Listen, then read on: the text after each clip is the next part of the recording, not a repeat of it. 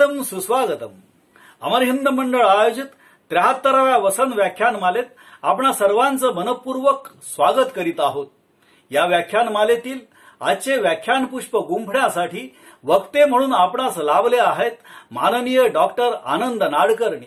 अमर हिंद मंडळाच्या आणि आपल्या सर्वांच्या वतीने मी दत्ता सावंत त्यांचे मनपूर्वक स्वागत करीत आहे. माननीय डॉक्टर आनंद नाडकर्णी हे सुप्रसिद्ध मानसोपचार तज्ज्ञ आहेत. त्यांनी जीएस मेडिकल कॉलेज येथून मानसशास्त्रीय औषधशास्त्रात एमबीबीएस आणि एमडी पदवी प्राप्त केल्या आहेत.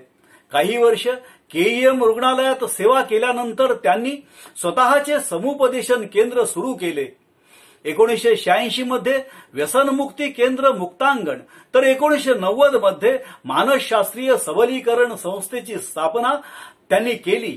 ते मानसशास्त्रीय सबलीकरण संस्थेचे व्यवस्थापकीय विश्वस्त असून या संस्थेचे कार्य सर्वदूर पसरलेले आहे. विषाद योग, गद्ये 25, स्वभाव विभाव इत्यादी 19 पुरस्कार प्राप्त पुस्तकांचे लेखन तसेच त्या तिघांची गोष्ट, जन्मरहस्य, रंग माझा वेगळा, आम्ही जगतो बेफाम इत्यादी नाटकांचे लेखन त्यांनी केले आहे. कासव, स्क्रिझोफ्रेनिया, कदाचित या पुरस्कार प्राप्त सिनेमांच्या निर्मितीत त्यांचे मोठे योगदान आहे. असे हे सुप्रसिद्ध मानसोपचार तज्ज्ञ आज आपल्या पुढे पगडी आणि टोपी या विषयावर व्याख्यान देणार आहेत. अमर हिंद मंडळाच्या वतीने मी त्यांना व्याख्यान पुष्प गुंफण्यासाठी आमंत्रित करीत आहे. माननीय डॉक्टर आनंद नाडकर्णी. नमस्कार. नमस्कार श्रोते हो. अमर हिंद मंडळाच्या या 73व्या वसंत व्याख्यानमालेमध्ये आजचं हे पुष्प गुंफताना मला मनोमन आनंद होतोय. त्या आनंदाला अनेक पदर आहेत. पहिला पदर त्यातला असा आहे की या व्याख्यानमालेमध्ये मला पुन्हा एकदा येण्याची संधी मिळते, त्याबद्दल आनंद आहे. दुसरा आनंद हा आहे की आज आपण ज्या विषयाबद्दल बोलणार आहोत, टिळकांची स्मरण शताब्दी आहे आणि आज आपण बोलणार आहोत गांधी आणि टिळक या दोन नेत्यांचं नातं कसं, पगडी आणि टोपी हे नातं कसं होतं याच्याबद्दल आपण बोलणार आहोत, त्याचा एक आनंद आहे. आणि तिसरी गोष्ट अशी की आजच्या या न्यू नॉर्मलच्या कालखंडामध्ये आपण सगळ्यांनी चिकाटीनं व्याख्यानमालेचा हा उपक्रम स्थलकाल अनुरूप अशा पद्धतीनं पण पुढे चालू ठेवलाय. तेव्हा त्यासाठी सर्व आयोजकांचं, कार्यकर्त्यांचं खास करून मला अभिनंदन करावं असं वाटतं. आणि माझी अशी खात्री आहे की आत्ता माझ्या डोळ्यासमोर ते पटांगण आहे, तो रंगमंच आहे, सगळे तुमचे चेहरे मला दिसत आहेत. तर अशा तऱ्हेचा एक माहोल आपण आपल्या मनासमोर आणूया. आणि जरी आपण या प्रतिरूप व्याख्यानमालेमध्ये असलो तरी सुद्धा आपण जणू काही खरंच तिकडे आहोत असं मानून आपण आजच्या आपल्या या विवेचनाला सुरुवात करूया. आजचा आपला विषय आहे पगडी आणि टोपी. लोकमान्य टिळक आणि महात्मा गांधी दोन आपल्या राष्ट्रीय जीवनातली इतकी महत्वाची माणसं. तर एकाची पगडी दुसऱ्याची टोपी. अब्राहम लिंकनची एक गोष्ट सांगतात की अब्राहम लिंकन एकदा हॅट घ्यायला दुकानामध्ये गेले होते आणि त्यांना 2 हॅट्स आवडल्या. तर त्यांना कोणीतरी विचारलं की ह्याच्यातली तुम्हाला कुठली जास्त आवडली. तर लिंकन म्हणाले, they mutually excel each other. Lincoln हे जे म्हणाले की they mutually excel each other म्हणजे दोघेही जण द्विगुणित करतायत एकमेकांची उत्कृष्टता. नेमकं हेच या पगडी आणि टोपी या दोन व्यक्तिमत्वाच्या बाबतीमध्ये आपल्याला दिसून येतं. नेहमी आपण अशी नाती पाहतो ना की जिथं खूप छान जुळलेलं आहे, अशी नाती पाहतो की जिथं माणसानं जुळवून घेतलेलं आहे. पण ह्या दोन लोकोत्तर माणसांचं जे नातं आहे त्यामध्ये एका बाजूला एकमेकांबद्दलचा परस्पर आदर आणि दुसऱ्या बाजूला एकमेकांच्या असलेल्या मतभेदांबद्दलची अतिशय प्रगल्भ अशी वैचारिक जाणीव, असा एक संयोग आपल्याला या दोघांच्या या नात्यामध्ये दिसतो आणि तो फार इंटरेस्टिंग आहे. आपण वय जरा बघूया. टिळकांचा टिळक आणि गांधी यांच्या वयामध्ये बऱ्यापैकी फरक आहे. 56 सालचा टिळकांचा, 66 सालचा गोखल्यांचा आणि 69 हा 1869 सालचा गांधींचा जन्म. म्हणजे साधारणपणे 13-14 वर्षांचं अंतर या दोघांच्या मध्ये आहे. म्हणजे ज्येष्ठ आहेत टिळक, त्या काळाच्या मानाने ते ज्येष्ठ आहेत. त्या मानाने गमतीची गोष्ट आहे की गोखले आणि गांधी यांच्यामध्ये वयाचं अंतर खूप जास्त नाहीये. जरी गांधी गोखल्यांना आपले गुरु मानत असले तरी. गांधींनी एक लिहून ठेवलंय की Pherozeshah was like the Himalayas. तेव्हा फिरोजशाह मेहताना भेटले गांधीजी, तेव्हा त्यांना फिरोजशाह कसे वाटले तर हिमालयासारखे. Tilak was like the ocean, Lokmanya त्यांना महासागरासारखे वाटले. But Gokhale was like the Ganges, म्हणजे गोपाळकृष्ण गोखले त्यांना गंगा नदीसारखे वाटले आणि म्हणून गंगा नदीच्या कडे ते पहिल्यांदा गेले. जिव्हाळ्याचं नातं जे निर्माण झालं गांधींचं त्यावेळी, त्याच्यामध्ये ते भारावले असतील मोठेपणामुळे हिमालयाच्या, महासागराच्या, पण त्यांना जवळीक ही गोखल्यांच्या बद्दल जास्त वाटली असं आपल्याला दिसतं. म्हणून ती प्रतीकं आहेत ना, ती फार छान वापरली आहेत गांधींनी. हिमालय, महासागर आणि नदी. तर टिळकांचंही वर्णन महासागर म्हणून केलंय, ती गोष्ट फार छान आहे. टिळकांबद्दल गांधींनी जे लिहिलेलं आहे त्याच्यामध्ये मजेशीर गोष्टी आहेत. टिळक असं म्हणतात, हा वेगळा माणूस आहे. मी आतापर्यंत ज्या रीतीने ह्याला समजत होतो त्यापेक्षा हा वेगळा आहे, मोठा आहे, असं टिळकांनी नंतरच्या काळात लिहून ठेवलंय गांधींविषयी. त्या काळामध्ये कसं होतं बघा, वैयक्तिक माहिती सुद्धा जी होती ना एकमेकांबद्दलची, ती लोकांना फार माहिती नसायची. म्हणजे बराच कालखंड असा होता की जेव्हा टिळकांना असं वाटत होतं की गांधी हे हिंदू नाही आहेत तर ते जैन धर्मी आहेत असं वाटत होतं. तर त्या काळामध्ये अशा, म्हणजे आज जसे सगळ्यांचे सीव्ही असतात तसे काही त्या काळामध्ये नसायचे. त्याच्यामुळे ही माहिती प्रत्येकाची प्रत्येकाला मिळायचीच असं नाही. सो टिळकांच्या बाबतीतला एक महत्वाचा रेफरन्स गांधीजींच्या लिखाणात जो आपल्याला मिळतो तो आहे इंडियन ओपिनियनच्या 1 ऑगस्ट 1908च्या अंकातला. म्हणजे बघा, शिक्षा झाली ना त्यावेळेचा, टिळकांना जी राजद्रोहाची शिक्षा झाली त्यावेळेचा हा रेफरन्स आहे. काय लिहितायत गांधीजी बघूया आपण. त्याचा मथळा असा आहे, महान टिळकांना शिक्षा. पण गांधीजींना मतभेदाची जाणीव किती आधीपासून आहे बघा. टिळकांचा मोठेपणा मान्य करणं याचा अर्थ त्यांचा मार्ग आंधळेपणाने स्वीकारणं नव्हे. तरीही टिळक अभिनंदनास पात्र आहेत. या क्लेशांमुळे टिळकांनी अमर कीर्ती तर मिळवलीच, पण भारताच्या स्वातंत्र्याचा पायाही घातलाय. बघा, साऊथ आफ्रिकेत बसून गांधीजी लिहित आहेत. पण गांधीजींना हा सगळा त्या काळामध्ये संवादाची साधनं इतकी मर्यादित असताना गांधींचं लक्ष होतं भारताकडे. आणि पुढे लिहित आहेत गांधीजी, टिळक आणि टिळकांसारखे महान भारतीय जरी आपल्यापेक्षा वेगळ्या मताचे असले तरी आपण त्यांचा आदर सन्मान करायला हवा, त्यांच्या देशभक्तीचं अनुकरण करायला हवं. फार इंटरेस्टिंग स्टेटमेंट आहे आणि 1908 सालीच गांधीजींनी टिळकांच्या बद्दल हे लिहिलेलं आहे. म्हणजे या सगळ्याच्या मधून आपल्याला काय दिसतं की एका बाजूने मनाने, शरीराने, बुद्धीने गांधीजी साऊथ आफ्रिकेत आहेत, तर त्यांचं लक्ष आहे बरं का, इकडं काय काय काय काय चाललंय, कसं कसं चाललंय भारतामध्ये एक लक्ष आहे. आणि हे लक्ष फार चौकस लक्ष असलं पाहिजे गांधीजींचं. आता मला एक रेफरन्स आठवला, 1898चा तो रेफरन्स आहे. 1893ला गांधीजी गेले साऊथ आफ्रिकेमध्ये. तर विवेकानंद आले परत शिकागोवरनं, तेही 1893लाच शिकागोला गेले. दोन महिन्यांचा, 1-1.5-2 महिन्याचा फरक आहे, दोघांनी भारत सोडला त्याच्यामध्ये. तर 98चं पत्र, कारण 97च्या मे महिन्यामध्ये रामकृष्ण मिशन चालू केलं विवेकानंदांनी. तर त्या पत्रामध्ये असं लिहिलंय, बॅरिस्टर भाजेकर नावाच्या मुंबईच्या गृहस्थांना गांधीजींनी लिहिलेलं पत्र आहे की विवेकानंद जर साऊथ आफ्रिकेत येऊ शकले तर आपल्या इकडच्या चळवळीच्या दृष्टीनं ते किती महत्वाचं राहील. म्हणजे बघा किती लक्ष होतं त्यांचं.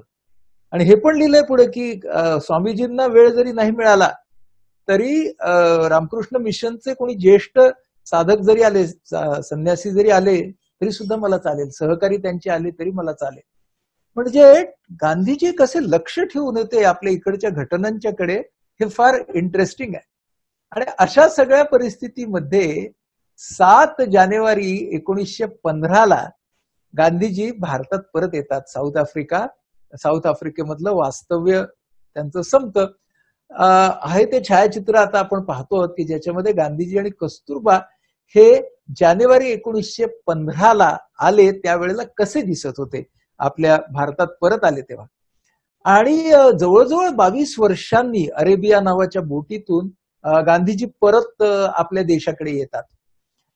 22 वर्ष झालेली असतात. त्यांचा तो सगळा सत्याग्रहाचा भाग साऊथ आफ्रिकेमधला संपलेला असतो आणि परत आलेले आहेत ते. आता तिकडचा माझा कार्यभाग संपला. 7 जानेवारीला ते उतरले.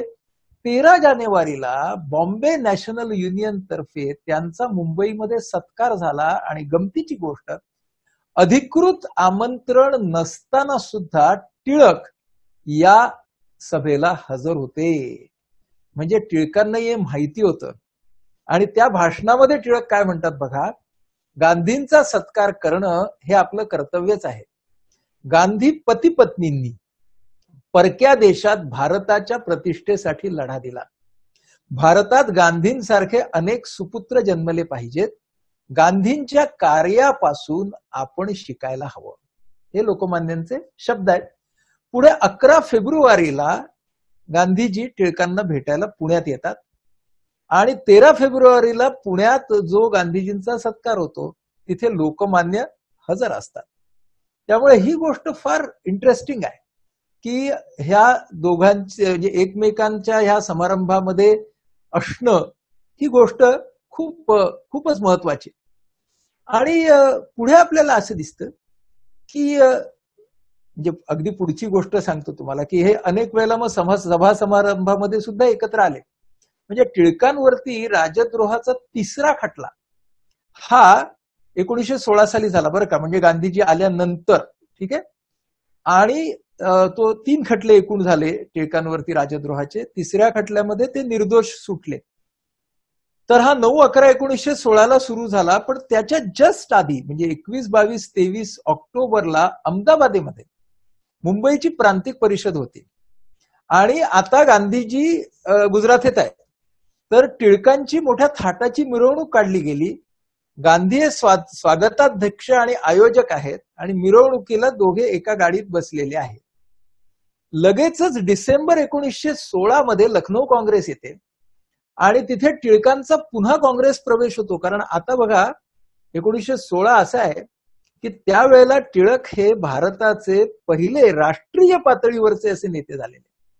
तेव्हा त्यांचा काँग्रेसमध्ये परत येणं सन्मानानं हा म्हणजे अगदी ते होणारच होतं. अपरिहार्यता होती ती राजकारणात.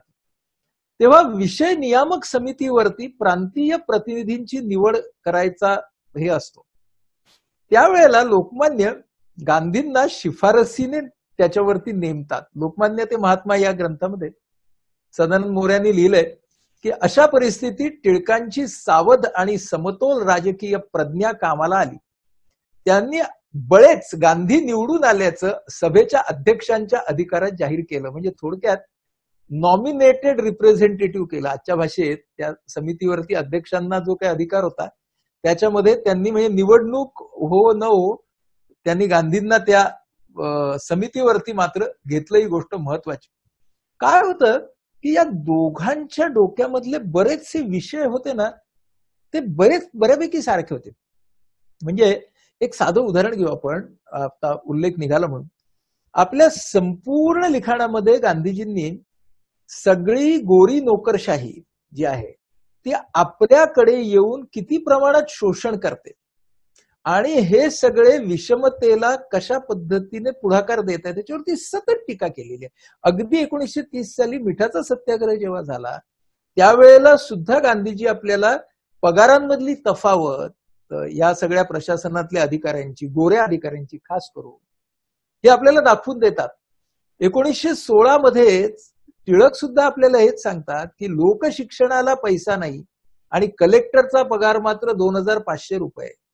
सगळ्या ब्रिटिश साम्राज्याची सूत्रे हलवणाऱ्या पंतप्रधानाला 5000 रुपये पगार आणि तो इकडे ज्या व्हॉइसरॉयला पाठवतो त्याला पगार 20,000 रुपये.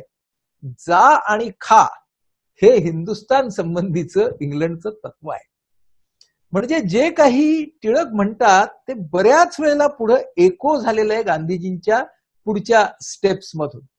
या 1915-16 मध्येच टिळकांच्या अध्यक्षतेखाली पुण्याला हिराबागेमध्ये देशभक्त आनंद कुमार यांचं एक व्याख्यान आयोजित केलं जातं. त्याचं गांधीजींना आमंत्रण येतं, लोकमान्य पण येतात. टिळक त्यांना आलिंगन देतात, चला माझ्या बरोबर म्हणून अध्यक्षीय खुर्चीमध्ये बसतात.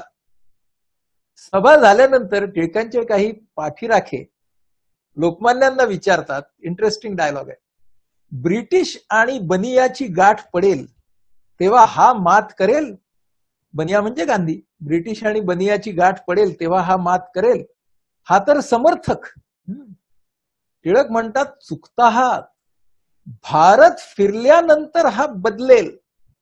तो विनयशील आणि मवाळ दिसतो पण ताठर, कणखर आणि आग्रही आहे.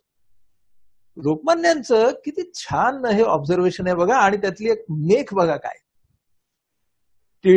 गांधीजींना गोखल्यांनी सांगितलं या भारत भ्रमणाचं, पण टिळकांच्या कानावरती हे पोहोचलेलं असणार बघा, की गोखल्यांनी सांगितलंय गांधीजींना की सगळ्या, किंवा कदाचित गांधीजींनी सांगितलं असेल, पण ते म्हणतात काय, भारत फिरल्यानंतर हा बदलेल. तो विनयशील आणि मवाळ दिसतो पण ताठर, कणखर आणि आग्रही आहे. या सगळ्याच्या मध्ये 1917चं काँग्रेस अधिवेशन येतं. तर त्यावेळेला अशी पद्धत होती की काँग्रेसच्या अधिवेशनाच्या बरोबरच राष्ट्रभाषा अधिवेशन घ्यायचं, म्हणजे हिंदीचा प्रसार व्हावा या बाजूने. पण गमतीची गोष्ट अशी होती की या राष्ट्रभाषेच्या अधिवेशनामध्ये सुद्धा आपले बहुतेक नेते हे इंग्रजीतून भाषण करायचे, कारण कोणाचीच हिंदी तेवढी फ्लुएंट नव्हती. गांधीजी मात्र हिंदीत बोलतात. टिळकांना ते सांगतात की तुम्ही मराठीत भाषण करा पाहिजे तर, पण इंग्रजीत भाषण करू नका. आणि ते असं पण सांगतात टिळकांना, तुम्ही मराठी भाषण केलं ना तर मी त्याचं भाषांतर करेन. कारण गोखले जेव्हा आले होते ना साऊथ आफ्रिकेमध्ये, तेव्हा त्यांच्या काही भाषणांचं लगेच भाषांतर हे गांधीजींनी केलं होतं. आणि मग गमतीची गोष्ट म्हणजे त्या 17च्या राष्ट्रभाषा अधिवेशनामध्ये टिळकांची हिंदी काही फार चांगली नव्हती, पण कलकत्त्यामध्ये हिंदीमध्ये टिळकांनी भाषण केलं, जाहीर भाषण केलं हिंदीमध्ये. तर ती एक फार इंटरेस्टिंग गोष्ट या दोघांच्या बाबतीमध्ये आपल्याला दिसून येते. मग जेव्हा चंपारणची चळवळ गांधी सुरू करतात बरं का, तेव्हा काँग्रेस समितीमध्ये सत्याग्रहाला मान्यता द्यायची का नाही असा भाग येतो. म्हणून त्या मसुद्यामध्ये टिळक आणि गांधींनी एकत्रित मसुदा तयार केला. या सत्याग्रहाला टिळकांचं नाव काय होतं माहितीये का, कर न कर्याचा मार्ग. तर टिळक म्हणतात, सत्याग्रह अथवा निशस्त्र प्रतिकार हे एखाद्याचं वैयक्तिक, त्याच्या सत्सद विवेकावर अवलंबून असलेलं शस्त्र असू शकतं. काँग्रेस सारख्या सार्वजनिक संस्थेचं काम ते नव्हे. म्हणजे ना, त्यांना एका बाजूने संस्था आणि एका बाजूला गांधींचा हा चंपारण चळवळीचा प्रोजेक्ट, याच्यामध्ये एक बॅलन्स करायचा आहे. आणि तो फायनल मसुदा जो आहे तो टिळक आणि गांधी मिळून तयार करतात. लजपतरायांचा अशा तऱ्हेच्या सत्याग्रहांना वगैरे बऱ्यापैकी विरोध असतो बरं का, पण टिळकांचं सत्याग्रहाबद्दलचं मत काय आहे ते जरा आपण बघूया. बघा, सत्याग्रह हा निव्वळ प्रतिक्रियेच्या स्वरूपाचा असतो आणि अंगी मार्मिकपणा नसलेल्या व्यक्तीला तो निव्वळ कर न कर्याचा वसा असंही वाटण्याचा संभव आहे. बघा, प्रत्येक शब्द बघा. पण अमुक करा किंवा अमुक करू नका असा हुकूम काढण्यात सरकार जेव्हा सत्य आणि न्याय यांची पायमल्ली करतं, तेव्हा कर म्हटले ते न करणे आणि करू नको म्हटले ते करणे, यास, म्हणजे कर न कर्याची व्याख्या केली आहे बरं का. कर न कर्या कशाला म्हणायचं, कर म्हटले ते न करणे व करू नको म्हटले ते करणे, यास करनकऱ्याच्या यशाचे स्वरूप सकृतदर्शनी आले तरी तेच वस्तुतः सत्यप्रियतेचे किंवा न्यायप्रियतेचे लक्षण मानले पाहिजे. हा प्रश्न काँग्रेस किंवा तिची पोटमंडळे यांना कायमचा अंगाबाहेर टाकता येणे शक्य नाही.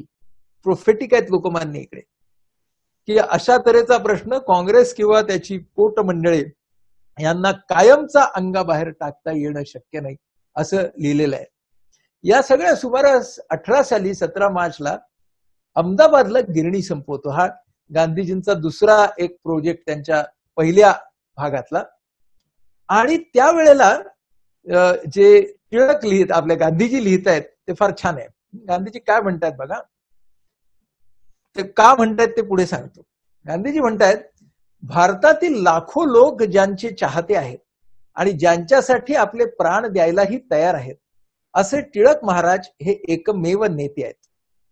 टिळकांनी भारतीय परंपरेची कितीही थोरवी गायली तरी अंतःकरणात खोलवर त्यांना भारताने युरोपचं अनुकरण करून युरोप सारखं व्हावं असं वाटतंय. टिळकांचा औद्योगिकरण आणि या सगळ्याला असा पुरता विरोध नव्हता. त्या अर्थाने टिळक हे थोडे जास्त आधुनिक होते या अर्थाने पाहिलं तर. आणि आता पुढे लिहित आहेत गांधीजी, मी त्यांना हे माझ्याच स्वतःच्या उदाहरणाने दाखवून देणार आहे. अहमदाबादचा संप ही गिरणी मालकांना धमकावणी नाही. संपाची अशी कल्पना पाश्चात्य आहे. मला इथे पौर्वात्य कल्पना पुढे आणायची आहे अशा तऱ्हेचा प्रयत्न या निमित्ताने गांधीजी करू मागतायत. टिळकांची भूमिका अशी होती कामगार चळवळीच्या मधली की I don't want to set up labour against capitalist in my country. Doctor वेलकरांच्या डायरीमध्ये टिळकांचे हे उद्गार आहेत की माझ्या देशामधला उद्योजक आणि माझ्या देशामधले श्रमजीवी या दोघांचा संघर्ष व्हावा असं मला वाटत नाही. आणि गांधींच्या डोक्यामध्ये काय होतं, गांधींच्या डोक्यामध्ये असं होतं की सगळे जे उद्योजक आहेत ते मालक नाहीतच, ते सगळे विश्वस्त आहेत. They are trustees of their entrepreneurship. त्यामुळे त्यांची या सगळ्या वेगळ्या लाईनवरती जाणारी कल्पना होती आणि म्हणून त्यांनी सत्याग्रहावर आधारित संप अशा प्रकारची मांडणी त्या संपामध्ये केलेली आपल्याला दिसते. मात्र 18 डिसेंबर 1919च्या मद्रासच्या कामगारांनी दिलेल्या मानपत्राला उत्तर देताना, मद्रास म्हणजे आताचं चेन्नई, टिळकांनी गांधींनी स्वतः उपोषण करून अहमदाबादचा मालक मजूर संघर्ष हा रचनात्मक पद्धतीने मिटवल्याबद्दल गांधीजींची स्तुती सुद्धा केलेली आपल्याला दिसते 18 डिसेंबर 1919. अजून एक गंमत, 1917 साली अवंतिकाबाई गोखले यांनी, या मुंबईच्या शिक्षिका होत्या, त्यांनी पहिलं गांधी चरित्र लिहिलं मराठीतलं. त्याच्या प्रस्तावनेसाठी त्या लोकमान्यांकडे गेल्या. प्रस्तावनेची विनंती केल्यावरती लोकमान्य म्हणाले का नाही, आणि म्हणून 1918 मध्ये इंग्लंडला जाण्यापूर्वी लोकमान्यांनी गांधीजींच्या लिहिलेल्या चरित्राला प्रस्तावना लिहिली आहे. फार इंटरेस्टिंग आहे बघा, आता मी जे वाचतोय ते गांधी चरित्राला टिळकांची प्रस्तावना. टिळक म्हणतात, गांधींच्या चरित्राचं वैशिष्ट्य म्हणजे शील किंवा चारित्र्य. बघा, टिळकांनी पण गांधीजींचं व्यक्तिमत्व कसं पकडलंय बघा. कॅरेक्टर, शील किंवा चारित्र्य. म्हणजे जस्ट एक मजा म्हणून सांगतो तुम्हाला तपशील. गांधीजींच्या डोक्यामध्ये सुद्धा what is the difference between image and character, माणसाची प्रतिमा आणि माणसाचं चारित्र्य, ह्याचा फरक त्यांच्या स्वतःच्या लक्षात कसा आला या बाबतीमध्ये गांधीजींनी स्वतःवरती प्रयोग केले. म्हणजे ज्या वेळेला ते शिकण्यासाठी म्हणून इंग्लंडला गेले होते तर त्यांच्या असं लक्षात आलं की पहिल्यांदा काही काळ त्यांचा भर हा स्वतःच्या प्रतिमेवरती होता. म्हणून त्यांनी त्या पाश्चात्य पद्धतीचे कपडे घातले, त्या व्हायोलिन क्लासमध्ये नाव घातलं, नृत्य शिकायचा प्रयत्न केला.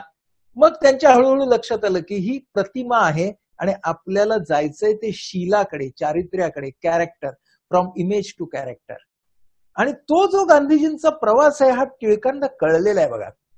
या सुमारास ते म्हणतात, गांधींच्या चरित्राचं वैशिष्ट्य म्हणजे शील किंवा चारित्र्य, ज्यामुळे या कर्ममय भूमीत मनुष्याची सभोवतालच्या वस्तुस्थितीवर सत्ता चालू शकते आणि त्यामुळे निरनिराळ्या गोष्टींबद्दल केलेल्या प्रयत्नास सिद्धी प्राप्त होण्याचा संभव उत्पन्न होतो. गांधी यांनी स्वीकारलेला निशस्त्र प्रतिकाराचा, अडवणुकीचा किंवा त्यांच्या भाषेत बोलायचं तर सत्याग्रहाचा मार्ग अशा प्रकारच्या अडचणीतच त्यास सुचलेला असून त्यांनी अनेक अडचणी सोसून त्या मार्गाचा अवलंब केल्यामुळे तो आता शास्त्रपूत झालाय. Look at these words. काय म्हणतात लोकमान्य की दिस इज अ सायंटिफिक वे. शास्त्रपूत झालाय. हा मार्ग आता बघा, एका बदला ती स्तुती केलेली आहे. हा मार्ग सर्व प्रसंगी तितकाच फलद्रूप होईल किंवा नाही हे निश्चयाने सांगणे कठीण आहे. आपले डाऊट्स पण सांगितलेले आहेत की हे सगळ्या ठिकाणी वापरता येईल का. तथापि या मार्गाची योग्यता मोठी आहे हे सर्वांस कबूल करावे लागेल. इतकं व्यवस्थित ठाशीव लिहिलेलं आहे लोकमान्यांनी की ज्यामध्ये अगदी व्यवस्थित गांधीजींच्या पहिल्यांदा व्यक्तिमत्वाचं, मग त्यांच्या सत्याग्रहाचं सुरेख असं मूल्यमापन केलंय आणि ते सगळं करत असताना पुढे योग्यता मोठी आहे पण तो सगळीचकडे चालेल का नाही माहित नाही हे पण सांगितलेलं आहे. हे सगळं होत असताना पहिलं महायुद्ध सुरू होतं. पहिलं महायुद्ध सुरू झाल्यामध्ये मजेशीर गोष्ट आहे. दोघेही जण एका बाबतीमध्ये एकत्र आणि तरीही दोघांमध्ये भिन्न भेद कसे होते. लष्कर भरतीचा मुद्दा की यावेळेला काय होतं की यावेळेला इंग्रजांना आपल्याकडच्या तरुणांची लष्करामध्ये भरती व्हावी याची मोठी इच्छा होती आणि गांधीच होतं की हा जरी आपल्या विरोधक असला तरी तो अडचणीमध्ये सापडलेला आहे, आता मदत करूया, ती विनाट करूया. टिळकांचं म्हणणं असं होतं की हे लोक असे आहेत राज्यकर्ते की यांना हीच वेळ आहे, यांच्याकडून काहीतरी आपण घेतलं पाहिजे देशहिताचं, नाहीतर काय ते आपला उपयोग करून घेतील आणि नाहीतर काय ते आपल्याला पुढं आपल्याला वाटण्याची अक्षता लावतील. म्हणजे सैन्य भरती दोघांना हवी होती पण त्याच्यामध्येही दोघांचे मतभेद होते. म्हणजे एका बाजूने गांधी काय म्हणतात की अहिंसेचं तत्व हे क्षत्रियाला शिकवलेलं तत्व आहे. म्हणजे नपुसकाच्या ब्रह्मचर्याला अर्थ नाही. गांधीजींचं म्हणणं असं होतं की आज क्षात्र धर्मच आपल्याकडे नाहीये तर जाऊ दे त्यांना सैन्यामध्ये, असं पण एक म्हणणं होतं की जाऊ दे सैन्यामध्ये, काय ते कळू दे. आणि टिळकांचं म्हणणं काय होतं की भारतीय संस्कृतीत कमीत कमी हिंसा हा शेवटचा उपाय म्हणून संमत केलाय, तोही लोकसंग्रहा खातर. म्हणजे त्यांना हिंसेचं वावडं टिळकांना नव्हतं. एका बाजूने गांधीजी हेही म्हणतायत की क्षत्रियत्व आणि अहिंसा या दोन्ही गोष्टी बाजूला जाऊ शकतात. पुढे आपण बघू गांधींच्या विचारातही कसा कसा फरक पडत गेला ते आपण पुढे बघूया. या सगळ्या पार्श्वभूमीवरती 9 जून 1918 या दोघांची भेट होते. बरं का, मुद्दा काय असतो लष्कर भरतीचा. तर गांधींना सोडायला टिळक लिफ्ट पर्यंत आले सरदार गृहामध्ये. तेव्हा त्यांच्या खांद्यावर हात ठेवून टिळक म्हणाले, ब्रिटिश सरकारमुळे माझी बोट जेवढी भाजली त्याच्या काही अंशांनी तुमची भाजली, तरी तुम्ही माझ्यापेक्षा अधिक जोमाने सरकार विरुद्ध कृती कराल. मला प्रसंग फार छान वाटतो बघा की एका बाजूने इथे ना टिळक हे ज्येष्ठ आहेत, त्यांना एका बाजूने दिसतंय की बाबा हा शिकेल आणि मला ना याला शांतपणे समजवायचंय. म्हणजे it's a very mentoring attitude की हा नवीन मुलगा आहे, हा माझ्यापेक्षा यंग मुलगा आहे, पण कुठेतरी हे दिसलंय की हा इतरांच्या पेक्षा वेगळा आहे आणि हा कदाचित पुढे हे सगळं पुढे नेऊ शकतो, हे पण आहे. या सगळ्या पार्श्वभूमीवरती 10 जूनला एक लॉर्ड विलिंग्टन गव्हर्नर होता, त्याची सभा झाली. त्याच्या तपशिलात मी आता जात नाही पण ती एक वादळी सभा होती. टिळकांनी त्या सभेचा सभात्याग केला. जिनांनी गव्हर्नरवरती तिखट टीकेचा भडीमार केला. गांधींनी आपल्या पत्रात एक सिरियस ब्लंडर म्हणून या सभेचं जेव्हा वर्णन केलं तेव्हा गांधी कोणाच्या बाजूने नेमके आहेत याबद्दल ब्रिटिशांच्या मनात सुद्धा जरा संशय निर्माण झाला. म्हणजे ते असं समजत होते की मवाळ आहेत गांधी. पण चीफ सेक्रेटरी असं लिहितो, नुकत्याच झालेल्या घडामोडी श्री गांधींच्या प्रामाणिकपणाविषयी शंका उत्पन्न करतात. म्हणजे टिळकांच्या लाईनवरती गांधी चाललेत का काय असं सरकारला त्यावेळी वाटायला लागलं. या सभेच्या नंतरच टिळकांचा जो अपमान झाला त्या संदर्भात 16 जूनला 1918 टिळकांच्या अपमान विरोधी सभा भरली होती बरं का, ज्याचे गांधी अध्यक्ष होते आणि जीना प्रमुख वक्ते होते. आणि गांधी काय म्हणतात तिकडे, टिळकांचा आणि त्यांच्या रूपात होम रूलचा करण्यात आलेला अवमान हा म्हणूनच संपूर्ण देशाचा अवमान आहे. हे फार महत्वाची गोष्ट आहे की टिळकांना जिथं जिथं कुठं पाठिंब्याची गरज होती तिथं गांधींनी तो दिला. गांधींना जिथं कुठं पुढं आणण्याची सोय होती तिथे लोकमान्यांनी त्यांना पुढे आणलेलं आपल्याला दिसतंय. आणि 24 जून 1918ला अहमदाबादेमध्ये अशीच निषेध सभा होते. आधी वरची मुंबईत झाली. तिथे गांधी म्हणतात मुंबईतील कृतीला पाठिंबा देण्यासाठी आपण इथे जमलो आहोत. म्हणजे इथेही सभा घेतात तिथेही सभा घेतात. विषय काय, टिळकांचा अपमान. आता या सगळ्यामध्ये 1918 साली एक व्हॉइसरॉयची खास सभा दिल्लीला भरते. युद्धामध्ये तरुणांची भरती हा तो विषय असतो. आणि त्यामध्ये गांधीजींना आमंत्रण असतं. गांधीजी काठेवाडी पोशाखात येतात, कारण तोच त्यावेळेचा त्यांचा असतो. विचारतात की या सभेचं आमंत्रण टिळकांना आहे का. तर सरकारने काय गंमत केली असते माहितीये, की गांधींना आमंत्रण दिलं असतं पण टिळकांना दिलं नसतं. कारण गांधीजी काय म्हणत होते की आपण यांना मदत करूया ना विनाशर्त. टिळक काय म्हणत होते की नाही, या लोकांना विनाशर्त मदत नाही करायची, यांना आपल्याला सशर्थच मदत करायची. म्हणून त्यांनी ह्यांना आमंत्रण दिलं पण त्यांना दिलं नाही.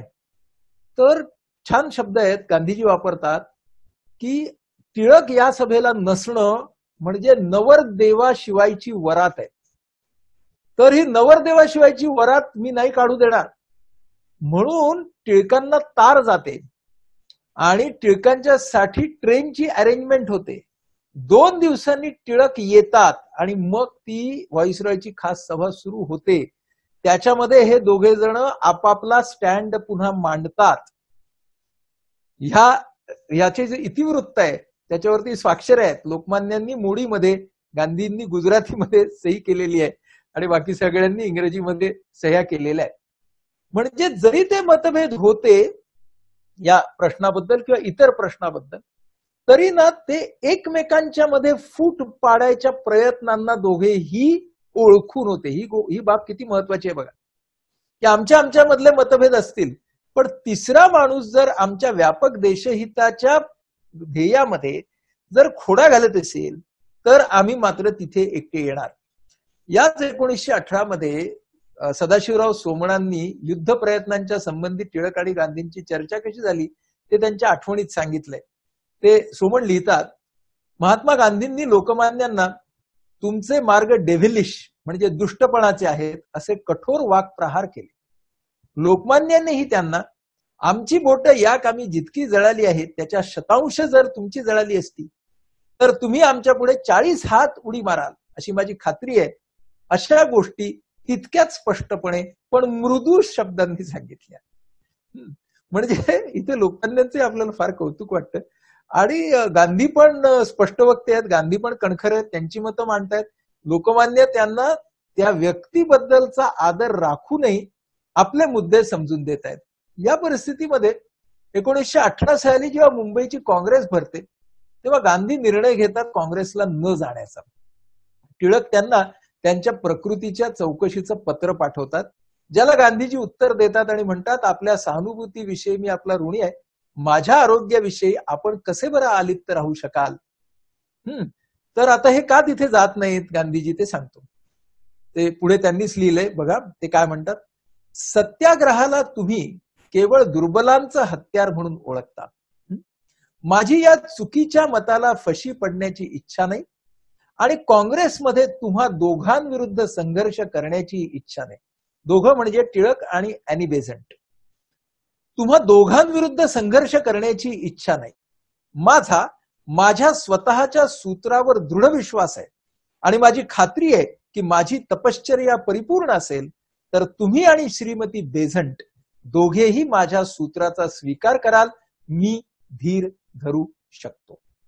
अतिशय स्पष्टपणे आपली भूमिका गांधींनी मांडलेली आहे.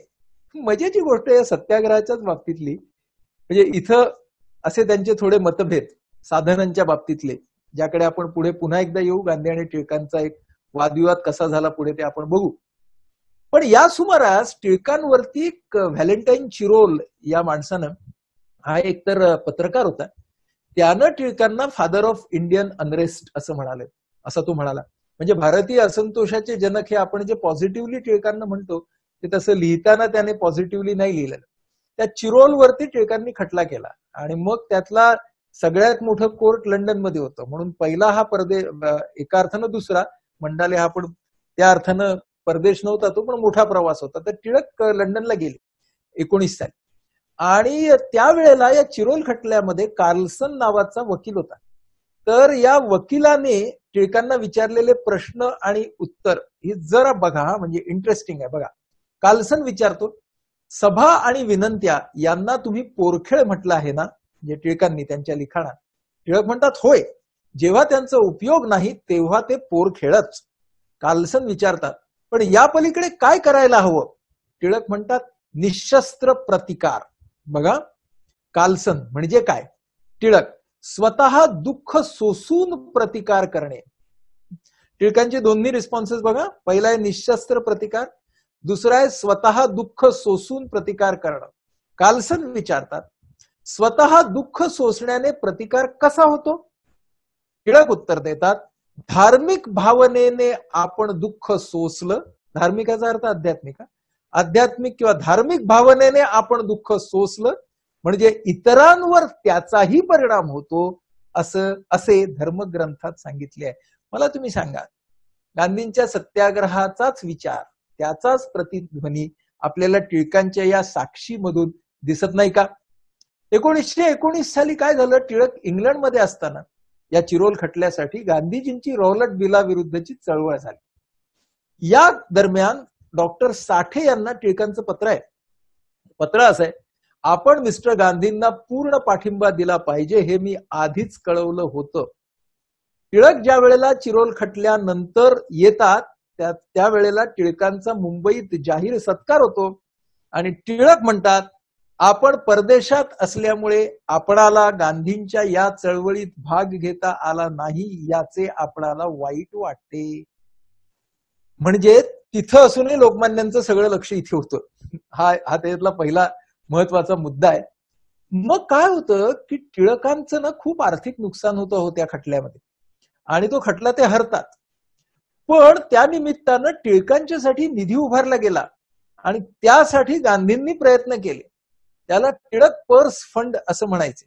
त्या निमित्तानं जी सभा झाली त्यामध्ये गांधींचं अध्यक्षीय भाषण बघा, गांधी काय म्हणतायत ते, म्हणजे टिळक त्यांच्या आयुष्यात अक्षरशः गीतेच्या त्यांना भावलेल्या सारभूत शिकवणीनुसार वागत आलेले आहेत. ते त्यांना स्वतःच म्हणून जे कर्म वाटतं त्याला पूर्णपणे वाहून घेतात आणि त्याच्या परिणामांना ईश्वराकडे सोपवतात. अशा व्यक्तीच्या प्रशंसेपासून स्वतःला कोण रोखून धरील असा सवाल गांधी करतायत आणि टिळकांना ते मदत करण्याच्या कामामध्ये आहेत. आणि पुढे असं म्हणतात, एकदा अशा कोर्टामध्ये खटलं लढणं आपल्याला अजिबात आवडत नसल्याचं नमूद करून गांधी पुढे म्हणतात, टिळक हे माझ्यासारखे सत्याग्रही असते तर किती चांगलं झालं असतं. जया पराजयाच्या चिंतेचा प्रश्न उपस्थितच झाला नसता. म्हणजे एका बाजूला स्वतःची भूमिकाही मांडली आहे, दुसऱ्या बाजूला टिळकांनाही मदत केलेली आहे. आणि मग काय होतं, अमृतसरच्या काँग्रेसमध्ये आणि अमृतसरच्या काँग्रेसच्या नंतरच या दोघांचं एक वादविवाद झाला. तर काय झालं, हे मॉन्टेग्यू चेम्सफर्ड सुधारणा आल्या. तर त्यावेळेला काय करावं, म्हणजे त्यांना कसं सामोरं जावं.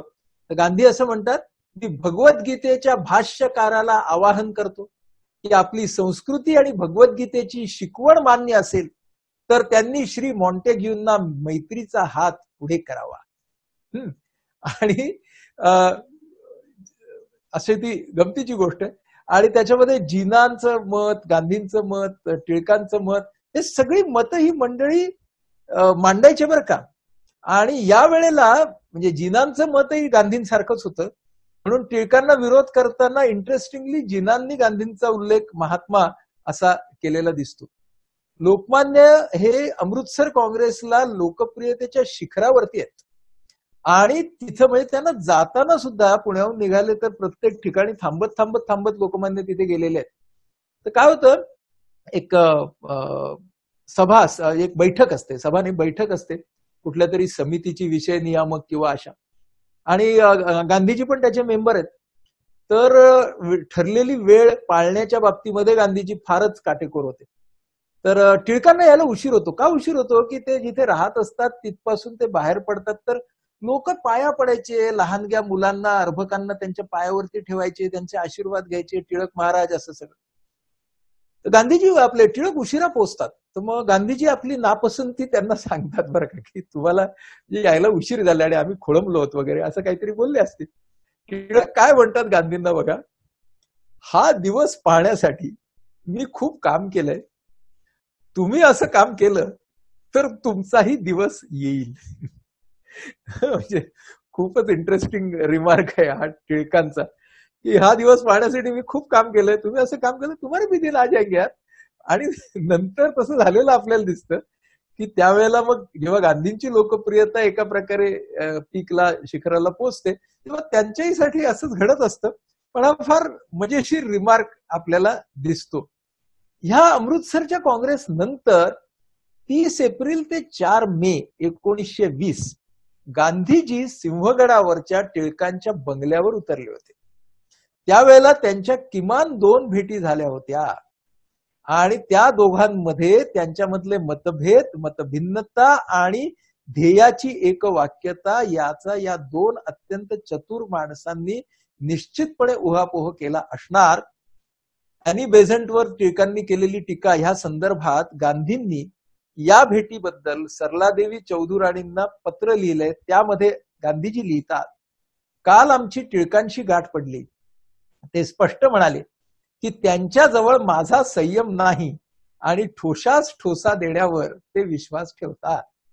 म्हणजे काहीतरी दोघांची चर्चा झाली असणार, पण भिन्न विचारांची माणसं किती चांगल्या पद्धतीने करू शकतात चर्चा, ही गोष्ट फार महत्वाची आहे. 15 जुलै 1920च्या सुमारास या दोघांची शेवटची गाठभेट झाली. विषय होता असहकारितेचं आंदोलन. या संवादामध्ये व्यक्ती होत्या गांधीजी, लोकमान्य आणि शौकत अली. तर काय होतं, गांधीजी म्हणत होते की जनतेची असहकारिता ही महत्वाची आहे, ती सनदशीर आहे. टिळक म्हणत होते की असहकारिता मतदारांपेक्षा निवडलेल्या प्रतिनिधींनी करावी. टिळक असं म्हणतात, मी सशस्त्र बंड सुद्धा सनदशीर समजतो, पण ते शक्य नाही इतकंच. सशस्त्र बंडाला यश येईल अशी कोणी 8 आणे जरी खात्री दिली तरी बाकीच्या 8 आण्यांबद्दल परमेश्वरावर विश्वास ठेवून मी बंड पुकारेन. पण आज आपली पाव आण्या इतकीही तयारी आणि खात्री नाही. टिळकांची भूमिका स्पष्ट आहे बघा, साधनानाम अनेकता. टिळक असं म्हणतायत की ध्येय तुमचं जर पवित्र असेल तर आज सत्याग्रह आहे, पण उद्या समजा दुसरं कुठलं साधन असेल तर ते मी वापरेन. हा मतभेदाचा दोघांच्या मधला मुद्दा आहे बरं का, साधनानाम एकता की साधनानाम अनेकता. शौकत अली म्हणतात, मला तुम्ही दोघेही पाहिजेत, मी तुम्हा दोघांमधला दुवा बनतो, हे काम मला द्या. अशा तऱ्हेचा हा वार्तालाप झालेला दिसतोय. याच भेटीगाठीच्या नोंदी गांधी आणि बापट संग्रहित या अशा आहेत की टिळक म्हणतात, हिंदू मुसलमान प्रश्नाबद्दल गांधींनी सुचवलेल्या कशावरही मी सही करेन, कारण या प्रश्नाच्या संदर्भात माझा त्यांच्यावर पूर्ण विश्वास आहे. टिळक पुढे म्हणतात, मला हा असहकारितेचा कार्यक्रम पुरेसा पसंत आहे, परंतु त्यात लोकांपुढे ठेवलेल्या आत्मघाती आदेशानुसार देश आपल्या बरोबर येईल का, याविषयी मला स्वतःला शंका आहेत. बघा, टिळक हे अत्यंत सावध आहेत. आत्मघाती आदेशानुसार म्हणजे आत्मक्लेशाच्या आदेशानुसार देश आपल्या बरोबर येईल का, याविषयी मला शंका आहे. चळवळीला अडथळा आणणारं कोणतंही कृत्य मी करणार नाही. मी तुम्हाला सुयश चिंतितो आणि तुम्हाला लोकांचा प्रतिसाद मिळाला तर माझ्या रूपाने तुम्हाला एक उत्साही पाठीराखा मिळेल, असं स्पष्ट ते म्हणतात. आणि 30 जुलै 1920 सकाळी 10 वाजता गांधी आणि टिळक यांची अखेरची भेट होती. ग्लानीमध्ये टिळक गांधीजींना ओळखतात, चौकशीच्या प्रश्नाला काहीसं उत्तर देतात. हे पुंडलिक कातगडे यांनी त्यांच्या आठवणींच्या मध्ये लिहून ठेवलेलं आहे. आणि त्यानंतर टिळक जातात. पण ह्याच्या आधी या दोघांचा जो वाद झाला त्याच्याकडे आपण येऊया. टिळक असं म्हणतायत, बरं हा वाद जाहीर आहे बरं का, दोघांनी छापून आणलेलं आहे, त्यामुळे हे काही आपणच हे करतोय ते असे एकमेकांमध्ये. त्या काळात एक छान पद्धत होती की वादविवाद झाला तर लोक बोलायचे, लिहायचे. म्हणजे पुढेही गांधींच्या, आंबेडकरांच्या सोबत, टागोरांच्या सोबत जी काही मतभेद झाले, सगळी माणसं ज्ञानी होती, सगळी माणसं अभ्यासू होती. त्यामुळे काय म्हणतात बघा, टिळकांची भूमिका अशी, गांधींना उद्देशून म्हणतात, politics is a game of worldly people, not of sadhus. तुमची भूमिका बुद्धाची आहे, त्यापेक्षा माझी गीतेची भूमिका वेगळी आहे. अक्रोधेन जियेत क्रोधमच्या जागी मी म्हणतो, ये यथा मा प्रपद्यन्ते तांस्तथैर्व भजाम्यहम. Give unto Caesar what is due to Caesar and give unto God what is due to God. त्याचा अर्थ असा आहे की आपल्याला लोकमान्य असं सांगतायत की जर आपल्याला राजकारणात राहायचं आहे तर आपल्याला जी काही प्रॅक्टिकल आस्पेक्ट्स आपण ज्याला म्हणतो, व्यवहाराचे जे आहेत, ते आपल्याला बाजूला काढून चालणार नाही. अक्रोधेने जियत क्रोधम म्हणजे प्रत्येक वेळेला तुम्ही असं म्हणाल की मी जो संतापलेला माणूस आहे तर मी अजिबात संतापणार नाही आणि माझ्या शांतीनेच मी त्याचं हृदय जिंकेन, असं तुम्हाला प्रत्येक ठिकाणी म्हणता येणार नाही. तुम्हाला काय म्हणावं लागेल, खालचा जो आहे ना, ये यथामा प्रपद्यन्ते, याचा अर्थ असा आहे की वेगवेगळ्या मार्गांनी ती साधनं आहेत, की वेगवेगळ्या, गीतेमधला संदर्भ असा आहे की तुम्ही अनेक साधनांनी माझ्यापर्यंत येऊन पोचू शकता. माझ्यापर्यंत याचा अर्थ की ते माझं जे सगळ्यात मोठं ध्येय आहे ते भगवंत स्वरूप मानलेलं आहे आणि त्यासाठी अनेक मार्गांनी जरी येता आलं तरी ते चांगलं आहे. साधनांना अनेकता, कारण माणसं वेगवेगळ्या प्रकारची. ही टिळकांची हे आहे बरं का. आता गांधी काय म्हणतात बघूया, गांधींचं उत्तर बघा. तत्वज्ञानाच्या पातळीवर टिळकांशी वादविवाद करण्याची माझी पात्रताही नाही आणि तो मी करणारही नाही. For me there is no conflict between two text quoted by Lokmanya. ते दोन लिहिलेत ना, क्रोध आणि मार्ग अनेक असतात. शठम प्रति शाठ्यमच्या जागी मी म्हणतो शठम प्रति अपि सत्यम. गांधीची भूमिका काय बघा, शठम प्रति अपि सत्यम म्हणजे तो आपल्याशी लबाडीने वागला समोरचा तरी आपण त्याच्याशी सत्यानेच वागायचं. आणि पुढे असं ते म्हणतात की तुम्ही जेव्हा साधनानाम अनेकता असं म्हणता, की अनेक साधनं वापरली पाहिजेत असं म्हणता, तेव्हा तुम्ही काय कबूल करता की लोकांना तुम्ही साधनांची एकता पटवून देऊ शकला नाही. गांधींचं म्हणणं असं आहे की जर सगळ्या लोकांना तुम्ही हेच साधन हे जर पटवून देऊ शकलात, शांततापूर्ण सत्याग्रह हेच साधन हे जर पटवून देऊ शकलात, तर साधनांना अनेकता हा तुम्ही सोयीचा म्हणून घेतलेला मार्ग आहे.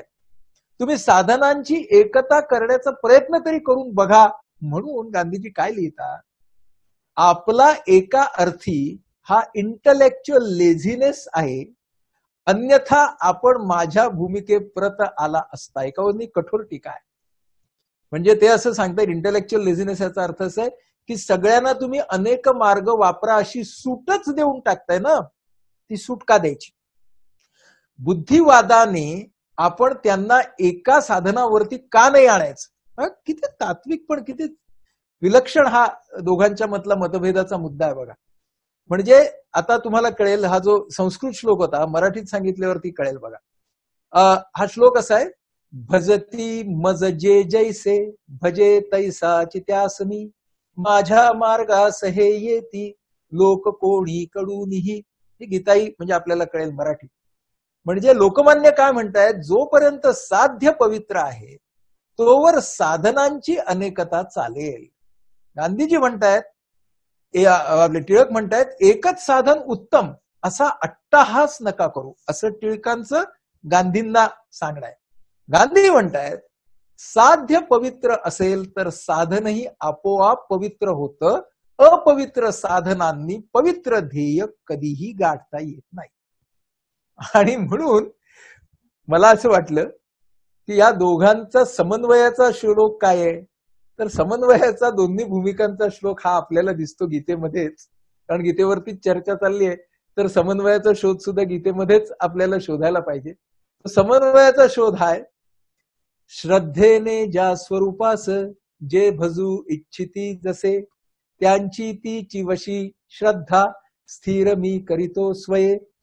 सुरुवातीला अनेक साधनं असली तरी साध्यामधली पवित्रता या साधनांना सारख्याच प्रमाणात शुद्ध, समतोल आणि स्थिर बनवत जाईल. म्हणजे अनेक साधनं असली, म्हणजे कसं ते ह्याची वाल्याकोळ्याची गोष्ट आहे बघा, की तो पहिल्यांदा मरा मरा मरा राम राम म्हणता म्हणता मरा मरा करतो ना, आणि मग नंतर त्याला ते राम राम असं समजतं. जशी श्रद्धा वाढते तसं साधन जे नामाचं आहे ते शुद्ध आणि समतोल बनत जातं. म्हणून इथे आपल्याला दोघांच्याही भूमिकांचा एक समतोल असा गाठता येतो. पण हे असं चालू असतानाही टिळक हे आपल्याला त्यांच्या मतांमधून थोडे थोडे आग्रही, सत्याग्रही बनताना दिसतात. केसरीच्या अग्रलेखात या सुमारास ते लिहितात, कायदा आणि नीती यांची ज्यावेळी फारकत होते त्यावेळी कायदा मोडून नीतीचं पालन केलं पाहिजे आणि त्यासाठी होणारी शिक्षा निर्भयपणे स्वीकारली पाहिजे. आता हा खरं सत्याग्रहाचाच प्रतिध्वनी आपल्याला इथं टिळक देत आहे. आणि मजेची गोष्ट, टिळक गेल्यानंतर 1921 साली गांधींच्यावरती राजद्रोहाचा खटला होतो बरं का. न्यायाधीश म्हणतात, मला तुमच्यावरचा खटला पाहिल्यावर 1908 मधल्या टिळकांवरच्या खटल्याची आठवण झाली. त्यावेळेला गांधी उत्तरतात, लोकमान्यांबरोबर माझं नाव घेऊन आपण माझा खूप मोठा गौरव केलेला आहे. आणि हे आपल्याला दिसतं बरं का, की वंगभंगामध्ये टिळकांनी जी चतुसूत्री दिली होती, स्वदेशी, बहिष्कार, राष्ट्रीय शिक्षण, स्वराज्य, आपल्या आपल्या बाजूने गांधींनी ही पुढे नेलेली दिसते. स्वदेशीमध्ये गांधीजींनी चरखा आणला, खादी आणली. बरं, ज्या वेळेला टिळकांनी हा कार्यक्रम दिला तेव्हा अरविंद बाबू पण म्हणाले होते, हा कुठला जहाल कार्यक्रम, हा तर मवाळ कार्यक्रम. म्हणजे हे जे काही सुचवलं होतं टिळकांनी त्यामध्ये रचनात्मकता फार महत्वाची होती. म्हणजे बहिष्काराबरोबरच स्वदेशी, राष्ट्रीय शिक्षण याचा समावेश टिळकांनी केला होता. म्हणजे टिळकांचा सुद्धा मार्ग हा रचनात्मक होताच होता, ही गोष्ट महत्वाची.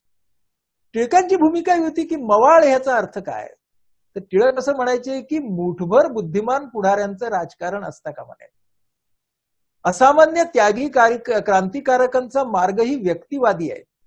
मुठभरांनी बलिदान करायचं आणि बाकीच्यांनी त्यांच्या त्यागाचे आणि त्यांच्या बलिदानाचे पोवाडे गायचे. या मार्गाने देशव्यापी चळवळ होणार नाही. बघा टिळक काय लिहित आहे, मला सामान्य माणसाला बहिष्कार, स्वदेशी आणि राष्ट्रीय शिक्षण यातून चळवळीत आणायचंय. तसं झाल्यावर हा लढा केवळ बंगालचा न राहता सर्व भारताचा, देशभराचा होईल. हजारो माणसं ज्यावेळी या लढ्यात येतील त्यावेळी खरं सामर्थ्य निर्माण होईल आणि त्यातून स्वातंत्र्याची चळवळ पुढे जाईल. बघा, टिळकांची भूमिका ही एका अर्थानं गांधींचीच भूमिका आहे. जन आंदोलनाचे टिळकांचे वारस गांधीच आहेत. ज्या जन आंदोलनाला टिळकांनी सुरुवात केली तेच गांधींनी पुढे नेलं. असामान्यांचं नव्हे तर सामान्यांचं राजकारण हवं, ही गोष्ट गांधींनी पुढे नेली. The revolutionaries believe in maximum sacrifice by minimum people. I want some sacrifice by all people. ही जी गांधीजींची भूमिका आहे तीच मांडली होती टिळकांनी तिकडे. साध्य आणि साधनांच्या मध्ये मात्र फरक आहे. गांधीजी म्हणतात means must be in keeping with the end. अगदी तिसरंच मत घ्यायचं तर मार्क्स म्हणतो एंड जस्टिफाईज द मीन्स. टिळक म्हणतात साधनानाम अनेकता. आणि मजेची गोष्ट अशी आहे की अनेक जण जे टिळकांच्या बाजूने आधी होते त्यांना नंतर आपण गांधीजींचा मार्ग सुद्धा अवलंबून बघूया अशी इच्छा झाली. दोन्ही कालखंड ज्यांनी पाहिलेले आणि जे सक्रिय होते असे कर्नाटक सिंह गंगाधरराव देशपांडे त्यांच्या आठवणींमध्ये लिहितात, राजकारणामध्ये सत्य आणि अहिंसेचा वापर हा प्रयोग गांधीजी कसा यशस्वी करून दाखवतात हे पाहण्याची प्रामाणिक जिज्ञासा उत्पन्न झाली आणि त्यांच्याबद्दल आदर वाटून आपल्याकडून होईल तितके सहाय्य त्यांना करावे असे मनात आले. पूर्वीचे संस्कार आणि ही नवीन शिकवण यांचा मेळ कसा घालावा हा प्रश्न माझ्या पुढे आला आणि तो सोडवण्याचा मी प्रयत्न करू लागलो. पगडीकडून टोपीकडे कसं जावं हा प्रश्न निर्माण झाला गंगाधररावांच्या समोर. पण इथं ही एक प्रकारचा खांदेपालट होता, पण त्याच्यामधला जो गाभ्याचा भाग होता तो मात्र भिन्न नव्हता. ही महत्वाची गोष्ट आहे. गांधी असे म्हणतात, लोकमान्यांचा अनुयायी असल्याचा मान मी घेऊ शकत नाही. टिळकांच्या सर्वश्रेष्ठ शिष्या इतक्याच प्रामाणिकपणे मीही त्यांचा संदेश राष्ट्राला ऐकवत आहे असा दावा मी अत्यंत नम्रतेने करतो. आणि गांधीजी म्हणतात, माझं आणि टिळकांचं नातं हे मोझेस आणि येशू यांच्या नात्यासारखं आहे. म्हणजे एकाने पोथी सांगितली आणि दुसऱ्याने अंतःप्रेरणेने तिचा विस्तार केला असं ते म्हणतात. पुढं 7 वर्षानंतर फेब्रुवारी-मार्च 1927 मध्ये गांधींनी एक महाराष्ट्र दौरा केला. त्या दरम्यानचे वेगवेगळे उद्गार बघा. मी लोकमान्यांचा केवळ वारस आहे. त्यांनी मला जो वारसा ठेवलाय त्यात जर मी भर घातली नाही तर सन्मान्य पित्याचा मी सन्मान्य पुत्र ठरणार नाही. पुढे म्हणतात, जेव्हा लोकमान्यांनी स्वदेशीची व्याख्या केली तेव्हा त्यांच्या मनात खादी असो वा नसो, त्यांच्या स्वदेशीमध्ये खादीचा अंतर्भाव होतो हे निश्चित. ज्याप्रमाणे वेदांचा अक्षरशः अर्थ लावणारा माणूस त्यातील अथांग आशय ग्रहण करू शकत नाही, त्याप्रमाणे लोकमान्यांच्या मंत्राचा शब्दशः अर्थ घेणाऱ्या लोकांना त्या मंत्राचं अपार सामर्थ्य उमगत नाही. गांधी काय म्हणतात बघा. गांधींचा भावार्थ, टिळकांचा भावार्थ मला कळलाय. जे टिळकांचे खास अनुयायी म्हणून बसलेले आहेत त्यांना शब्दार्थ कळलाय पण भावार्थ कळलेला नाही असं म्हणतायत. लोकमान्यांच्या मंत्राचा शब्दशः अर्थ घेणाऱ्या लोकांना त्या मंत्राचं अपार सामर्थ्य उमगत नाही. आणि त्याच कालखंडामध्ये पुढे 7 नोव्हेंबर 1920 गांधींचं साताऱ्याचं भाषण आहे, ब्राह्मणेतर मधलं. टिळक, गोखले, रानडे, आगरकर कोण होते सगळे ब्राह्मण असूनही त्यांनी ब्राह्मणेतरांसाठी स्वतः सर्वाधिक झळ सोसली. मी जरी ब्राह्मणेतर असलो तरी टिळकांना माझ्याविषयी मनापासून प्रेम होतं. गांधी म्हणतायत. त्याचं कारण असं आहे की या दोघांनाही ही गोष्ट कळत होती की आपल्या व्यापक देशहितासाठी या जातींच्या बाहेर पडणं ही गोष्ट फार महत्वाची. आणि काय झालं की हे ट्रान्झिशन झालं दोघांच्या शैलीमधलं. हे ट्रान्झिशन फार इंटरेस्टिंग आहे. हे ट्रान्झिशन पाहणारा एक तरुण त्या काळातला आहेत विनोबा. विनोबा तर्कतीर्थांना एक पत्र लिहितात लक्ष्मण शास्त्री जोशींना. विनोबा त्यावेळेला त्या सगळ्या वाईला जात आहेत आणि त्या सगळ्या याच्यामध्ये ते टिळकांच्या आश्रमामध्ये आले, मग 1 वर्ष वाईला राहिले, मग परत गेले, असा तो सगळा कालखंड आहे. टिळकांचं युग संपत आलं आहे असं माझ्या प्रवासातील अनुभवावरून निश्चित करता येतं. सत्याग्रहाचं शास्त्र लोकांच्या बुद्धीवर नवा प्रभाव पाडील असं दिसतं. आता गांधींचं युग सुरू होईल. गांधींच्या मार्गाशिवाय दुसरा कोणताही मार्ग राष्ट्राला पुढे नेऊ शकणार नाही. हे विनोबांचं अतिशय तरुण असतानाचं हे ऑब्झर्वेशन, हे निरीक्षण फार इंटरेस्टिंग आहे. त्या काळामध्ये विनोबा हे समाजामध्ये खूप मोठ्या प्रमाणात फिरत होते हे आपण लक्षात घेतलं पाहिजे. वाईच्याही त्यांच्या 1 वर्षाच्या वास्तव्यामध्ये त्याने आजूबाजूच्या आसमंतामध्ये अनेक साऱ्या गोष्टी केलेल्या आहेत, व्याख्यानं दिलेली आहेत, फिरलेले आहेत, प्रवास केलेला आहे. तेव्हा त्यामधलं त्यांचं निरीक्षण त्यांनी ज्या प्राज्ञ पाठशाळेच्या परिसरात ते वाईला राहत होते तिथेच तर्कतीर्थ त्यावेळेला होते म्हणून ते पत्र लिहिलेलं असणार. म्हणजे मग टिळक आणि गांधी विचाराकडे पाहायचं कसं. अच्युत बळवंत कोल्हटकरांनी फार छान लिहिलंय. गांधी हे टिळकांच्या यत्न रेषेचं दीर्घीकरण आहे. दोघांच्या प्रयत्नांची रेषा आहे. टिळकांची रेषा जिथे संपते तिथे पुढे गांधींची रेषा सुरू होते. गांधी हे टिळकांच्या यत्न रेषेचं दीर्घीकरण आहे. जिथे राजकारणाचं गाडं खात्रीने अडणार तिथे गांधींचा मार्ग सुरू होतो. म्हणजे एक्सटेन्शन कसं आहे. आणि टिळकांकडून गांधींकडे हे जे एक्सटेन्शन झालं त्याबद्दल अगदी वेगळं मत गोविंदराव टेंबे, संगीत क्षेत्रातले, माझा जीवन विहार या त्यांच्या आठवणींमध्ये लिहितात, सर्वस्वी बुद्धिजीवी राजकारण भारतखंडामध्ये रुजू शकणारच नाही. त्याला दैवी शक्तीचा, भक्तिभावनेचा, अध्यात्माचा, अकल्पित घटनांचा माल मसाला घातल्याशिवाय इलाज नाही. हे या दोघाही पुरुषोत्तमांनी पूर्णपणे जाणलं होतं आणि त्यातच त्यांचं यश आहे. म्हणजे परंपरेला कसं जोडावं हे फार महत्वाचं त्यामध्ये आपल्याला दिसतं. आणि गांधी आणि टिळक यांच्यामध्ये आपल्याला काय दिसतं की टिळक हे अभ्यासक आहे, अधिकारी व्यक्ती आहेत. गांधींमध्ये पांडित्य नाही पण व्यासंग जरूर आहे. टिळकांनी गीतेचा संदर्भ स्वराज्य लढ्यासाठी जोडला. गांधींनी सुद्धा असहकारिता मांडताना परंपरा तपासलीच. म्हणजे ते म्हणाले, प्रल्हादाने वडिलांशी केला होता तो सत्याग्रह, मीराबाईने पतीशी केला तो असहकार, विभीषणाने रावणाशी भावाशी केला तो असहकार. कारण ह्या तिन्ही जणांनी तत्वासाठी असहकार केला होता. ह्या परंपरेमधली सगळी उदाहरणं तिकडे आपल्याला गांधीजी देतात आणि टिळकांनी तर त्यावरती गीता रहस्यातून मांडणीच केली होती. इंटरेस्टिंग गोष्ट आहे. त्यामुळं या सगळ्याच्या मध्ये हे दोघे जण डोळसपणे परंपरा वापरतात. म्हणजे गांधीजी असं म्हणतात ना की प्रार्थनेकरता साकार मूर्तीचा निषेध मी केलेला नाही, पण मी निराकाराला वरचं स्थान देतो. म्हणजे देव जो आहे तो निर्गुण निराकार असेल पण कुठेतरी तो निषेध नाही करत मी. ह्याचं कारण गांधीजी सांगतात की लंगड्या माणसाला चालायला शिकवण्या आधीच त्याच्या कुबड्या काढून घेऊ नयेत.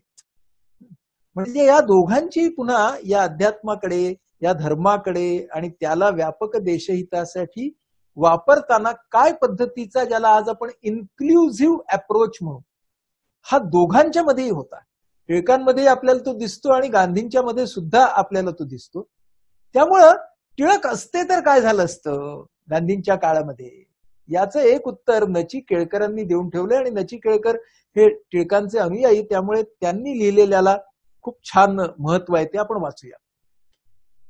नची केळकर लिहितात, टिळकांनी गांधींना कोणत्याही रीतीने प्रत्यक्ष विरोध न करता त्यांच्या आपल्या दरम्यान काहीतरी मध्यम मार्ग काढून राष्ट्रीय चळवळीचा गाडा पुढे हाकला असता यात शंका नाही. तथापि या उभयतांच्या मार्गातील सूक्ष्म भेद त्यामुळे नाहीसा झाला असताच असं नाही. हे मान्य करून पुढे नचिकेळकर लिहितात, गांधी आणि टिळक हे सामान्य मनुष्याला तरी हरिहरांच्या अवतारांसारखेच आहे आणि हरिहरात भेद मानणं हे जितकं पाप, तितकंच टिळक आणि गांधी यांच्यात भेद मानणं हेही पापच होईल. हरिहर हे फार छान आहे आणि मजेची गोष्ट आहे की इथे एकात्मता सांगितली आहे त्यांनी, पण हरिहर याच्यावरती उभ्या आडव्याचं वैर हे गंधामध्ये हरी आणि हर ज्या पद्धतीने गंध लावतात शैव आणि वैष्णव यांच्यामधून तेवढ्या मारामारी झालेल्या आहेत. त्यामुळे पश्चात काळामध्ये अनुयायी मारामाऱ्या करतात, पण दोघांच्या मध्ये अद्वैत आहे ही गोष्ट फार महत्वाची आहे. रिचर्ड कॅशमन नावाचा एक पाश्चात्य अभ्यासक त्याच्या ग्रंथामध्ये लिहितो की स्वतः टिळक एक असे लवचिक राजकारणी होते की ज्यांनी स्वतःला पूर्वीच्या धोरणांनी बांधून घ्यायला नकार दिला आणि बदलत्या राजकीय वास्तवाला अनुसरून त्यांनी आपल्या डावपेचांमध्ये सुधारणा केली. कॅशमनचं हे निरीक्षण जर आपण बघितलं आणि ते जर आपण नचिकेळकरांना लावलं तर नचिकेळकर काय म्हणत होते ते आपल्याला समजेल की गांधीजी हे आपल्या टिळक हे व्यवस्थित पद्धतीने कसं जोडता येईल असे जाणारे होते. टिळक हे कुठेही स्थितिशील होते असे आपल्याला दिसत नाही. ते कणखर होते, परंतु याचा अर्थ ते चांगले लिसनर नव्हते असं मात्र आपल्याला अजिबात दिसत नाही. आणि गंमत बघा, गांधीजींच्या स्वतःच्या भूमिकेमध्ये सुद्धा फरक पडत गेलाच की. म्हणजे पुढे पुढे तेही टिळकांच्या जवळच जाताना दिसतात. 1920 ते 1942 मध्ये 42 सालामध्ये ज्या वेळेला जेपी जयप्रकाश नारायण हे खूप हिरो असतात तरुणांचे, तेव्हा गांधीजी लिहितात, स्वातंत्र्यासाठी मी जो लढा करीन तो अहिंसकच असेल, परंतु मी जयप्रकाश नारायण यांचा निषेध मात्र करणार नाही. ब्रिटिशांनी भारताला राजकीय हक्क न देण्याचं जे जुलमी धोरण स्वीकारलंय त्याची अशी तीव्र प्रतिक्रिया काही जणांच्या मनात होणं अपरिहार्य आहे. म्हणजे इथे गांधीजी आपल्याला एका बाजूने जयप्रकाश नारायण, अरुणा असफ अली सगळी मंडळी जी जहाल मार्ग वापरत असतात क्विट इंडिया चळवळीच्या मध्ये त्याचं समर्थनच करताना दिसतात. गांधीजी म्हणतात याच काळामध्ये जनतेनं भ्याडपणे ब्रिटिश साम्राज्यवाद्यांच्या जुलमापुढे मान तुकवता कामा नये. स्वातंत्र्यासाठीचा संघर्ष अहिंसेपेक्षा जास्त महत्वाचा आहे. मी शूराची अहिंसा मानतो, भ्याडपणापेक्षा हिंसा करणं श्रेयस्कर आहे. म्हणजे खूप महत्वाची गोष्ट आहे इथे. टिळकांनी काय म्हटलं होतं बघा, की हिंसा ही लोकसंग्रहा खातर जेव्हा केली जाते तेव्हाच ती ग्राह्य मानावी. म्हणून टिळकांवरच्या मृत्यूलेखामध्ये सुद्धा गांधींनी या दोघांमधला फरक सूक्ष्मतेने दाखवलाय. गांधीजी यंग इंडियामध्ये 4 ऑगस्ट 1920 ला लिहितात टिळकांबद्दल, ते जन्मजात लोकशाहीवादी होते. बहुमताच्या शासन व्यवस्थेवरचा त्यांचा विश्वास इतका तीव्र होता की मला कधी कधी त्याची भीती वाटायची. बघा काय लिहितायत गांधीजी. ते जन्मजात लोकशाहीवादी होते. बहुमताच्या शासन व्यवस्थेवरचा त्यांचा विश्वास एवढा तीव्र होता की मला कधी कधी त्याची भीती वाटायची. कसलीही भीती. शक्ती पुढे नीती अपुरी पडेल, शक्तीमुळे अनीती सुद्धा चालवून घेतली जाईल, शक्तीनं नीती वाकवता येईल का, म्हणजे कृष्णाने जरासंध वध करताना जे केलं ते, आणि नीती म्हणजे सत्य हाच देव आणि बल मानणाऱ्या गांधींची काळजी मग आपल्याला स्वाभाविक वाटायला लागते. म्हणून टिळक आणि गांधी यांच्या वैचारिक मांडणीतला फरक सांगणारा गीता रहस्यातील 18व्या अध्यायातल्या अंतिम श्लोकावरचं लोकमान्यांचं भाष्य पहा. सारांश, ज्या ठिकाणी युक्ती आणि शक्ती एकत्र आली तिथे वृद्धी सिद्धी निश्चित वास करतात. नुसत्या शक्तीने अगर युक्तीने नेहमी काम भागत नाही हा सिद्धांत होय. बळ आंधळ आणि जड आहे, त्याला शहाण्यांनी मार्ग दाखवला पाहिजे. केवळ नीती सांगणारा अर्धा शहाणा समजायचा. गांधींची भूमिका नीती हीच सर्वोच्च बल अशी होती. अत्र्यांनी दोघांच्या बद्दल फार छान लिहिलंय बघा. आचार्य अत्रे आपले मोठे लेखक, पत्रकार. गांधींच्या व्यक्तिमत्वामध्ये आध्यात्मिक तेज होतं, पण ते त्यांच्या लोकसेवेमधून उगम पावलं होतं. टिळकांप्रमाणे ज्ञानोपासनेमधून नव्हे. गांधीजी हे रंजल्या गांजल्यांचा उद्धार करायला अवतरलेले थोर सत्पुरुष आहेत असं वाटतं. तर अनेक वर्षांच्या उग्र तपश्चर्येने ज्याला काहीतरी थोर सिद्धी प्राप्त झाली आहे अशा एखाद्या महर्षीप्रमाणे टिळक हे भारतवर्षाला उत्तिष्ठत जाग्रत असा स्वातंत्र्याचा मंत्र सांगणारे उपनिषदकार वाटतात. किती सुंदर वर्णन. आणि दोघांच्या मधला भेद किती छान सांगितलं. व्यक्तिमत्वातला हा भेद आहे मित्र. एकाच राजद्रोहाच्या आरोपाखाली शिक्षा झाल्यावरती टिळक म्हणतात, ज्युरीनं जरी मला दोषी ठरवलं असलं तरी मी निर्दोष आहे, अशीच माझी धारणा आहे. नियतीचं नियंत्रण करणारी अधिक उच्च अशी एक शक्ती आहे आणि मी स्वतंत्र राहण्यापेक्षा मी कष्ट भोगल्याने माझा हेतू साध्य होणार आहे असाच ईश्वरी संकेत असला पाहिजे. उच्च म्हणजे हायकोर्ट, उच्च न्यायालयापेक्षा एक उच्चतर हायर शक्ती आहे, ती श्रेष्ठ आहे, तीच मानवाच्या नियतीचं नियंत्रण करते. आवेश बघा लोकमान्यांचा. आणि 22 साली गांधींवरचा राजद्रोहाचा खटला, त्याच्यावरचं गांधींचं उत्तर बघा. मी राजद्रोहाचा गुन्हा केला, तो आपला एक प्रकारे व्यवसायच आहे आणि तो पुढेही चालू राहील.